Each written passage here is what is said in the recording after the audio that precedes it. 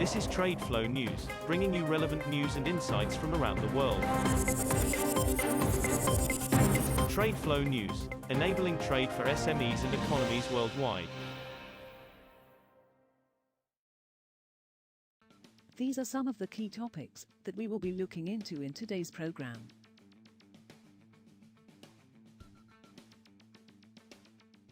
First, let's take a look at the overnight headlines which are impacting the commodity markets. A Turkey-Israel gas pipeline is being discussed behind the scenes as one of Europe's alternatives to Russian energy supplies, but it will take complicated maneuvering to reach any deal, government and industry officials in both countries say. The idea, first conceived years ago, is to build a subsea pipeline from Turkey to Israel's largest offshore natural gas field, Leviathan.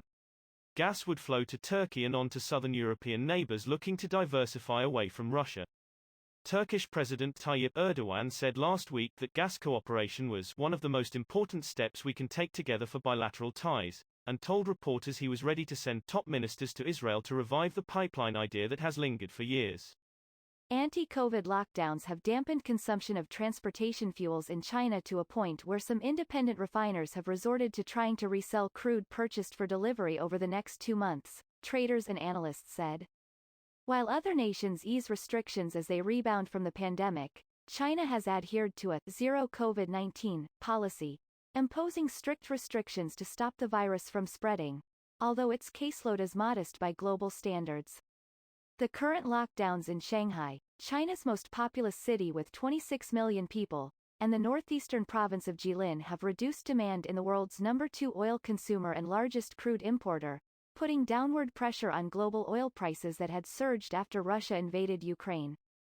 Moving on to the top news in the energy sector. Russia said it would work out practical arrangements by Thursday for foreign companies to pay for its gas in rubles, raising the probability of supply disruptions as Western nations have so far rejected Moscow's demand for a currency switch.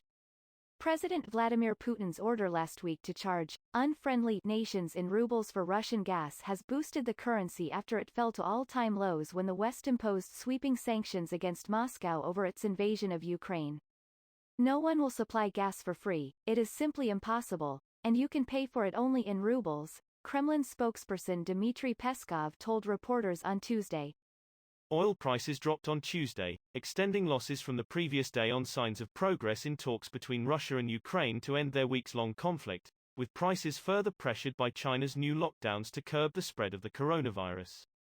Brent crude fell $2.88, or 2.6%, to $109.61 a barrel by 11:07 a.m. Eastern Time, 15:07 GMT, and U.S. West Texas Intermediate, WTI, crude was down $2.94, or 2.8%, at $103.01. Each benchmark lost about 7% both earlier in the session as well as on Monday. Ukrainian and Russian negotiators met in Turkey for the first face-to-face discussions in nearly 3 weeks. The top Russian negotiator said the talks were constructive.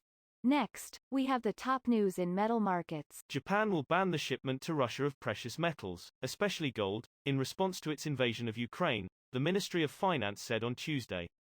The ban on Russia-bound precious metal reflects Prime Minister Fumio Kishida's resolve to impose further sanctions against the country, pledged at last week's meeting of leaders from the Group of 7, G7, advanced nations.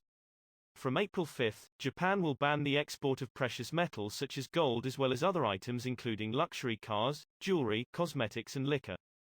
Japan's move comes after the United States and Britain took steps to curtail transactions in gold with Russia.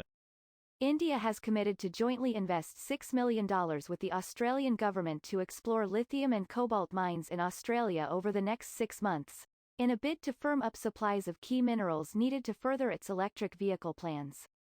India's Kabil, a mining joint venture between state-run firms National Aluminium County, Hindustan Copper Limited and Mineral Exploration Corp Limited, has signed a preliminary agreement with Australia's Critical Minerals Facilitation Office, CMFO, the Indian government said on Tuesday.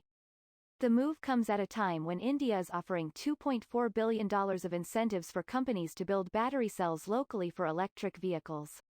Lithium, whose price has surged in the recent days, is a key raw material used to make electric vehicle batteries. We will now look at the top news in the agricultural sector. India has contracted 45,000 tons of Russian sunflower oil at a record high price for shipments in April as edible oil prices in the local market surged after supplies from rival Ukraine stopped. 5 industry officials told Reuters. Sunflower oil from Russia could help the world's biggest edible oil importer in easing the shortfall at a time when availability of vegetable oils is stretched because of Indonesia's decision to restrict palm oil supplies and lower soybean crop in South America.